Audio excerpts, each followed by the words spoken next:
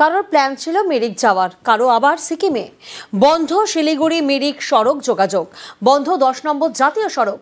ট্রিপের প্ল্যান ঘুরিয়ে অনেকেই এখন দার্জিলিংয়ে। তাই সকাল থেকে শৈল শহরের আকাশ ঝকঝকে আর ঘুম ভাঙতেই কাঞ্চনজঙ্ঘার দেখা। ভিউ পয়েন্টগুলিতে এখন পর্যটকদের উপচে পড়া ভিড়।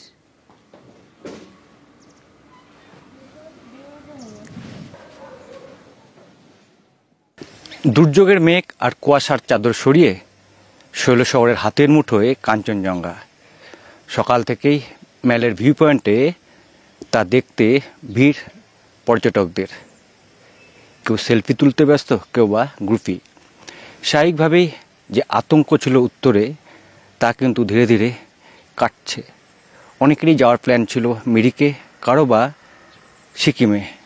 একদিকে শিলিগুড়ি ও মিরিকের রাস্তা বন্ধ, অন্যদিকে 10 নম্বর জাতীয় সড়কও কিন্তু বন্ধ। আর তাই উপচে পড়া ভিড় শৈলরানী দার্জিলিংয়ে। ক্যামেরায় অলোক কুমার দের সঙ্গে পার্থপ্রতিম সরকার, নিউজ 18 বাংলা, দার্জিলিং। বিপর্যস্ত উত্তরবঙ্গে মুখ্যমন্ত্রী। মঙ্গলবার তিনি যান মিরিকে, মৃতদের পরিবারের সঙ্গে কথা বলেন তিনি, আর এরপর যান দার্জিলিংয়ের সুখিয়া পুকুরিতে। সেখানে মৃতদের পরিবারের হাতে তুলে দেন চেক এবং হোমগার্ডের চাকরির নিয়োগপত্র। जिसको घर चला गया उसको हम 1,20,000 करके देंगे। हम लैंडस्लाइड जो हुआ था रास्ता में सब क्लियर कर दिया।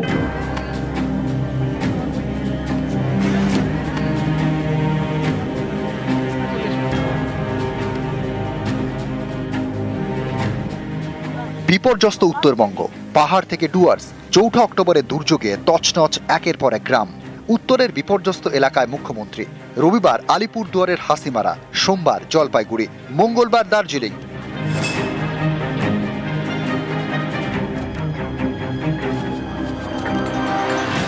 দার্জিলিং এর মিরিক, এখানেই সব থেকে বেশি ক্ষয়ক্ষতি হয়েছে। এদিন দার্জিলিং এর পশুপতি মার্কেট হয়ে মিরিক লেক এলাকায় যান মুখ্যমন্ত্রী। 4 অক্টোবরের দুর্যোগে এই এলাকায় প্রাণ গিয়েছে 3 জনের। মৃতদের বাড়িতে গিয়ে তাদের পরিজনদের সঙ্গে কথা বলেন মমতা বন্দ্যোপাধ্যায়।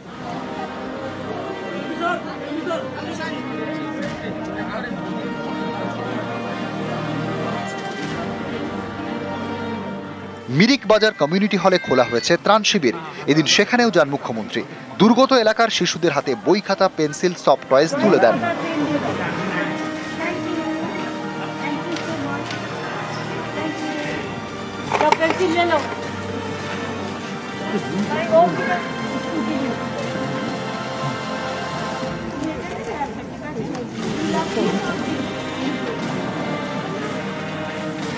এখান থেকে রিলিফ গুলো দিয়ে দেবে। আবার আমি নিয়ে এসেছি সাথে করে, সব ওখানে আর রাখা আছে, আপনারা দেখে নিন।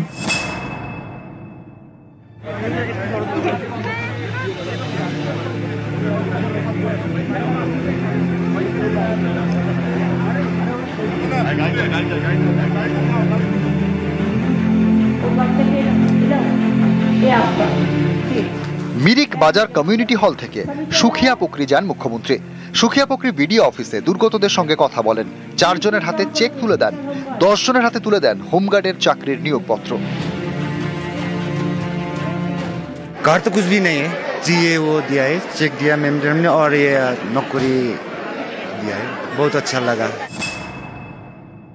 অলরেডি রুরাল ডেভেলপমেন্ট থেকে রাস্তাঘাটগুলো ওখানে করতে শুরু করে দেওয়া হয়েছে। একটা স্কুল আমাকে বলেছিল, আমি কালকেই অর্ডার করে দিয়েছি।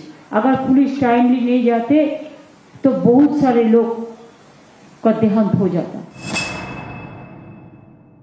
আমরা অলরেডি ক্যাম্প করে দিয়েছি, যে ক্যাম্পের মধ্যে যার जिसको जो भी डॉक्यूमेंट आप लोगों ने हराया, सब इधर में नाम लिखा हो, मिल जाएगा। चाहे आधार कार्ड हो, चाहे बर्थ सर्टिफिकेट हो, सब इधर में है। हेल्थ कैंप भी है, किचन भी इधर में अंदर में है।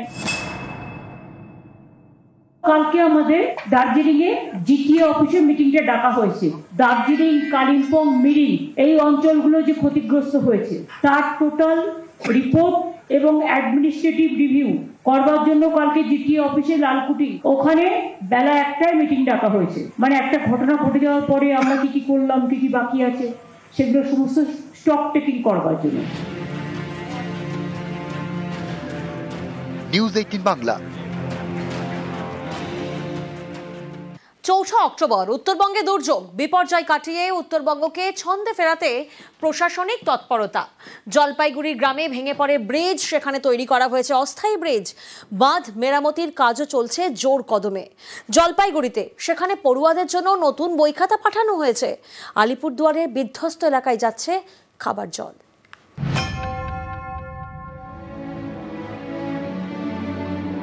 জলপাইগুড়ির নাগরাকাটা চৌঠা অক্টোবরের বিপর্যয়ে বিধ্বস্ত। ভেঙে যায় বামনডাঙ্গায় গাঠিয়া নদীর বাঁধ, ভাঙে নদীর উপরে থাকা টানাটানি সেতু।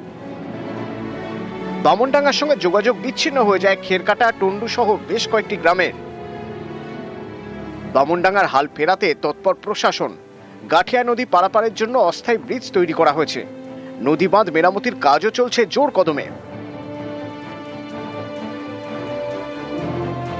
প্রশাসনের তরফ থেকে ইতিমধ্যেই এখানে অস্থায়ী একটি ব্রিজের কাজ করা হয়েছে এবং যার মাধ্যমেই এলাকার মানুষ এখানে যাতায়াত করতে পারছেন এবং প্রশাসনের তরফ থেকে যে সকল জিনিসপত্র রিলিফের তা নিয়ে আসা হচ্ছে এই এলাকায়। তার পাশাপাশি এই নদীর পাশে যে বাঁধ ছিল সেই বাঁধটিও কিন্তু ভেঙে গিয়েছিল। সেই বাঁধে অস্থায়ীভাবে কাজ চলছে যাতে নদীর জল পুনরায় গ্রামে না ঢুকে পড়ে। অনেক সুবিধা হয়েছে এখন, আগে তো নিচে থেকে পার হতো বোর্ডে নদীতে, এখন তাহলে হাঁটা পথেই পেরোচ্ছে। হ্যাঁ হ্যাঁ হ্যাঁ।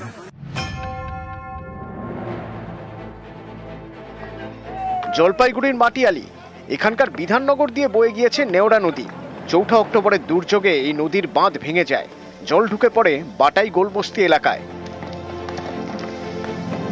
নদী শান্ত হওয়ার পরে বাঁধ মেরামতির কাজ শুরু করেছে সেচ দপ্তর। ফিলহাল তোমার স্পার খালি দেওয়ানো হচ্ছে যে পানিটাকে আটকানোর জন্য, এরপরে বড় কাজ হবে।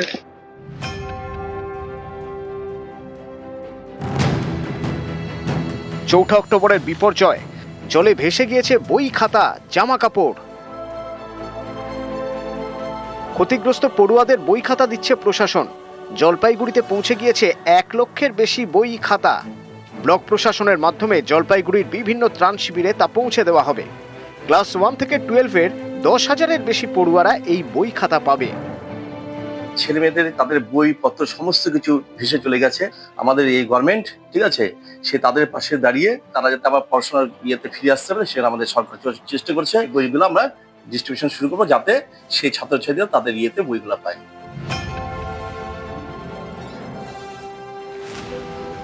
আলিপুরদুয়ারের শালকুমার, এই গ্রামেও বিপর্যয়ের ক্ষত। সিসামারা নদী ফুলে ফেঁপে ঢুকে পড়ে গ্রামে। নদীর জলে ক্ষতিগ্রস্ত হয়েছে জলের পাইপলাইন। অভিযোগ, টিউবওয়েল এবং কল থেকে নোংরা জল পড়ছে, জলে দুর্গন্ধ, খাওয়া যাচ্ছে না। তাই দুর্যোগের পর থেকে প্রতিদিনই 2 বার করে এলাকায় খাবার জল পাঠাচ্ছে জনস্বাস্থ্য ও কারিগরি দপ্তর। কলের জল তো খাওয়া যাচ্ছে না, কুয়ার জল খাওয়া যাচ্ছে না, গন্ধ করতেছে। পৌরসভা থেকে বা আরো সরকার থেকে দিচ্ছে, সরকার থেকে জল এনে। এই জল খেয়ে কোনো অসুবিধা না? না। দিনে কতবার করে দেয়? 2-3 বার দিচ্ছে। নিউজ 18 বাংলা।